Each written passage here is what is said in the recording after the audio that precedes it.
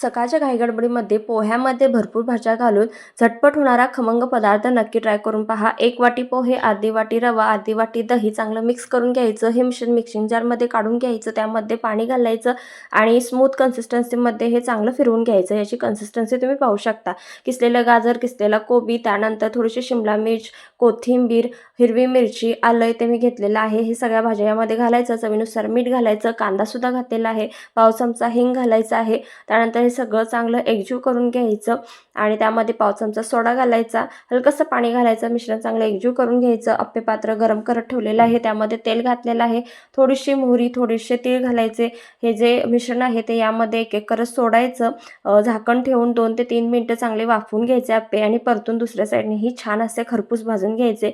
तर इथे आपले झटपट होणारे भरपूर भाज्या घालून केलेले पोह्याचे अप्पे तयार होतात। वरून कुरकुरीत, आतून मऊ लुसलुशीत होतात।